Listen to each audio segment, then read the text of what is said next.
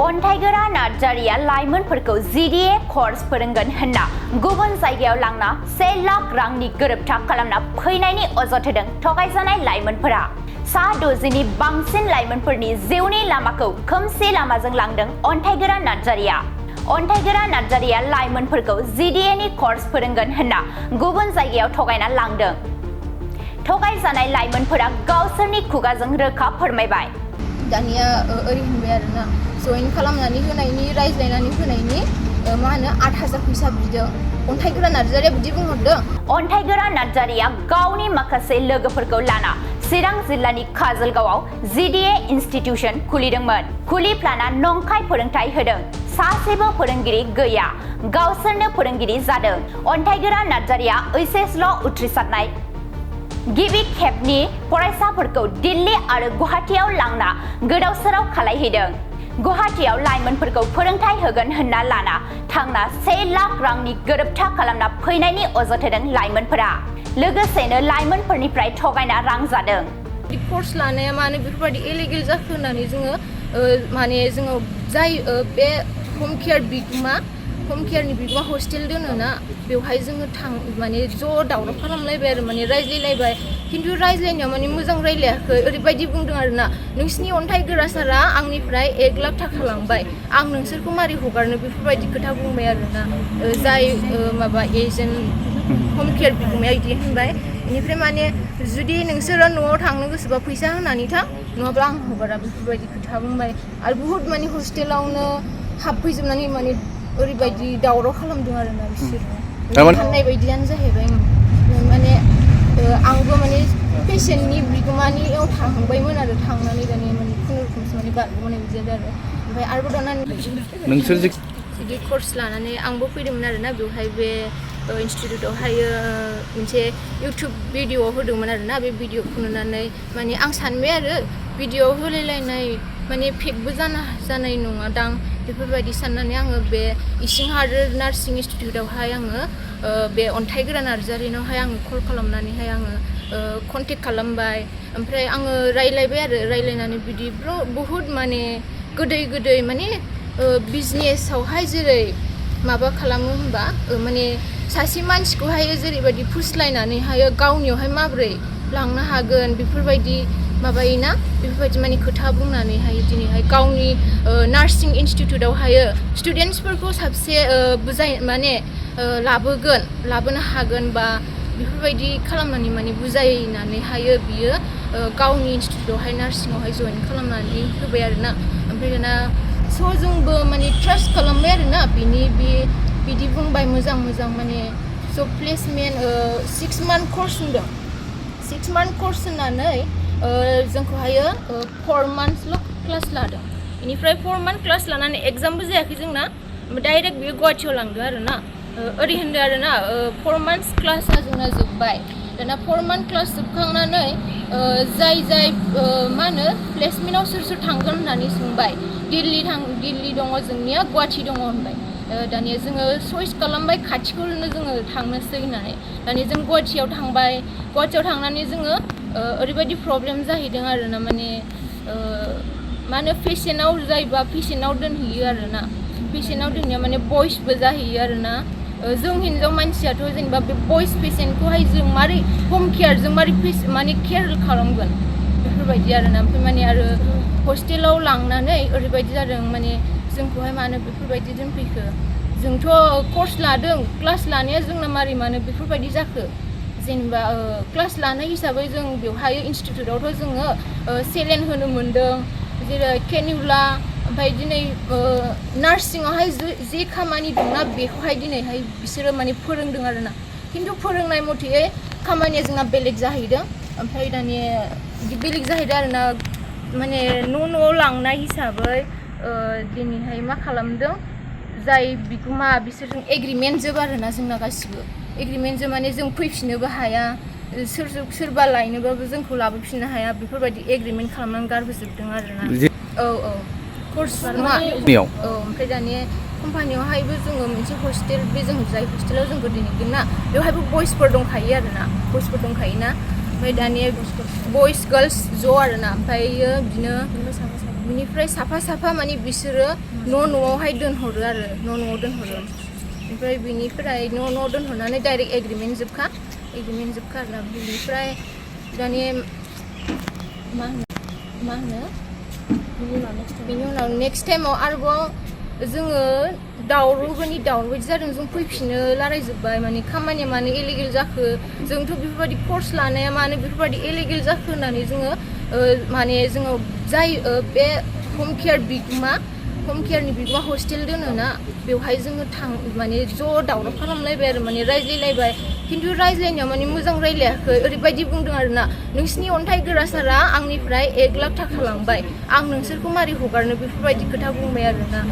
जाय माबा एजेन्ट हम केयार बिगोमाया बिदि होनबाय बेनिफ्राय माने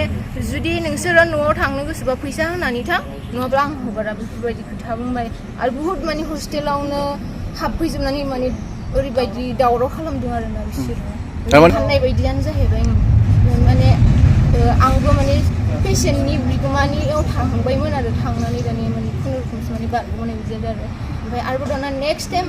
दिल्लीयावथ' मोनसे हम केयाराव लानानै थांबाय माखासे साथामखौहाय आरोना ओमफ्राय आरोबाव नेक्स्टआवहाय हस्पिटालाव होनबाय दाना न'आवथ' फैबाय न'आव फैनानै मा खालामगोन मा मागोन जाबाय फरायनायाबो गैला फारसेथिं आं BA फार्स्ट सेमावहाय फरायदोंमोन बे समाव BA फार्स्ट सेमाव फरायनायाव दिनै एडमिसननि माबा मा होनो एग्जामनि थाखाय मोनसे फर्म फिलआप जादोंमोन बेखौनो माने बन्द' खालामलायदोंमोन आरोना नार्सिं जबा जासिगोन बेफोरबायदि साननानै दाना मा जाखो बेफोरबायदि ओरैबो जाया ओरैबो जाबाय नालाय दानिया मा खालामबावनो जानानै दाना हस्पिटालाव होनलायबाय हस्पिटालावहाय मोजां जानो हागौ नार्सिंनि जासिगोन खोमा खामानिया बिदि साननानै आंबो माने कन्टेक्ट खालामफिननानै दाना आवगायलांबाय आरोना ओमफ्राय दानि बिदिनो 15 बा 16 जन होननानै बुंदोंमोन आरो थांगोनाव दाना थाङै नेनानै सानैल' जाहैदों आरो सानैल' जाहैनानै दाना थांनानै दानि खामानिया ओरैबायदि जाहैदों आरोना बेवहाय जे गाव इनस्टिटिउटआवहाय नार्सिंनि जे गाव फोरोंदों सेलेन बिजि इन्जेक्सन बेफोरबायदि फोरोंदों बेफोरबायदि जों मोनहैयाखै डक्टरफोरजों थाफानो मोनोब्लाबो ओरैबायदि जे डक्टरनि इन्सट्रुमेन्ट बे मेडिकेल इन्सट्रुमेन्ट बेफोरखौहाय सुनानै होनांगौ बेडफोरखौहाय खननानैहाय माबानांगौ आरो पेसेन्टफोरखौहाय मा होनो पेसेन्टफोरनि मना लाग्रासो आरोना माब्लाबानि समाव पेसेन्टफोरनि मना लानानै नोङो गसंनानै थाबाय थारोना एफा गिदिर मानसिफोर जेनेबा बिसोरनि सिगाङावहाय गसंनानै थाबाय आं सानबाय आरो आंथ' बेफोरबायदि माने फरायनाय मानसि आरो कर्सबो लाबाय बेफोरबायदिथ' कर्सआवथ' बिदि फोरोङाखै जेनेबा सोरनिबा मना लानो होनाय बा माबा मोनसे दैनो होनाय बा डास्टिं खालामनो होनाय बिदि फुगारनाय बेडफोरखौ फुगारनो होयो बेफोरबायदिथ' फोरोङाखै जोंखौ आं बिदि सानबाय आरो मानो खामानिया बेफोरबायदि जाखो साननानै दानि माखासे आङो थाथामनानै मावनाया खिन्थु आङो माने खामानियाथ' इलिगेल जाबाय आङो बिनिफ्राय गोख्रै थांनांसिगोन साननानै आङो फैफिननाय जादों आरोना साबेसेमोन जोङो दिल्लीनिफ्राय फैफिननायाव सानै फैदों माखासेखौ लांबाय थादों आरोना नेक्स्टआव जोंनि उनाव लांबाय थादों बिसोरबो मावनो हायैनि बयसफोरबो लांनायाव मावनो हायैनि बिसोर फैफिनजोबदों आरोना अखानायैनो साननै सानथामनि उनाव फैफिनदों ओमफ्राय आङो मोनसे खोथा खोन्थालांनो बावदों बे समावहाय ओरैबायदि जादों आरोना सासे एजेन्ट बायदिनाव दोनहैनानैहाय जोंखौ ओरैबायदि बुंबाय नोंसिनि पार्सनेल एकाउन्टखौ नोंसोर होनो मोना जोंनिफ्राय मोनसे एकाउन्ट थागोन बेखौ खुलिनांगोन बिदि खुलिनानैहायसो जों हस्पिटालाव जमा होनो मोनगोन बेफोरबायदि बुंबाय दानिया जों सानबाय आरो जोंनि पार्सनेल एकाउन्टखौ जों मानो होनो मोना हस्पिटालावबा बेफोरबायदि सानबाय हस्पिटालाव जोङो जुदि नार्सिं जबनि मावनो थाखाय फैदोंबा जों मानो जोंनि पार्सनेल एकाउन्टखौ होनो मोना बेफोरबायदि जों साननानैल' थाबाय आरो माने उल्थाबो बुंफिननो हाया आरोना बेफोरबायदि जानानै ओमफ्राय दानिया जोंखौहाय गावसोर माने कारजों लांनानैहाय बेंक एकाउन्ट खुलिनानै होबाय गावसिनि फैसाजोंनो बेंक एकाउन्ट खुलिनानै मा खालामखो दानिया ओरै होनबाय आरोना जइन खालामनानै होनायनि रायज्लायनानै होनायनि मा होनो 8,000 फैसा बिदों अन्थाइ गोरा नार्जारिया बिदि बुंहरदों नोंसिनियावहाय जायजों आं लांनानै दोनहैदोंमोन सार दोनहैदोंमोन ना बियो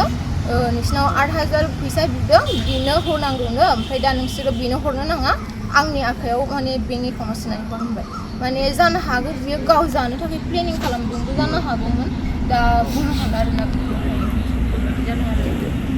नेक्स्ट टाइमावथ' आङो खोनानो मोन्दों माखासे बेचफोर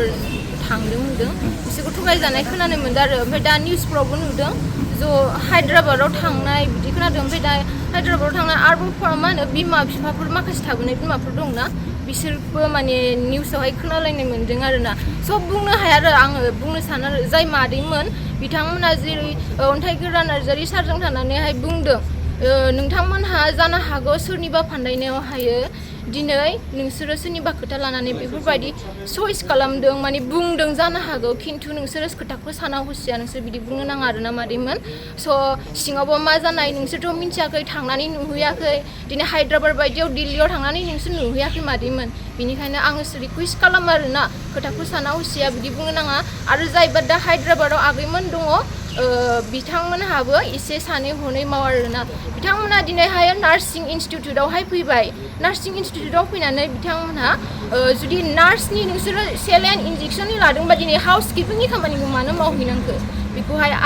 आंनो फिननाय नांगौ आरोना जुदि हाउस किपिंनि खामानियाथ' फायखाना सुनाय टयलेट सुनाय बेफोरबायदि खामानि आरोना दिनै सासे बर' बिमाया गावनि फिसाखौ जुदि मोखाङावनो नुनायमोनब्ला मा सानगौमोन आंनि फिसाया नार्सिं लादोंमोन नाथाय मानो टयलेट सुफैग्रा जाखो बेफोरबायदिथ' माने मोनसे सानगोन आरोना जुदि खामानिखौ नुयोब्ला बेनिखायनो खोथाखौ सानै हनै बुं सोरनिबा बुंनायाव बा फिसानि बुंनायावबो माने फोथायनो नाङा आरोना मानो होनबा फिसायाबो जानो हागौ सोरनिबा खोथा फान्दायनायाव बा बुंनायावहाय दिनै बे गथ'आ खोथा लानानै दिनै बिमानो बे प्रब्लेमखौ गावनि प्रब्लेमखौ खोन्थायाखै जानो हागौ आरोना ओमफ्राय आं सानो आरोना नेक्स्टआवहाय जाहाथे जायबो बर' गथ' जों बर' गथ' लाइमोन सिख्लाफ्रा बेफोरबायदि माने दा थगायजाथों होननानै आं सानो आरोना फरायनायफोरखौ माने बिथांमोना सोरबा आं खोनादों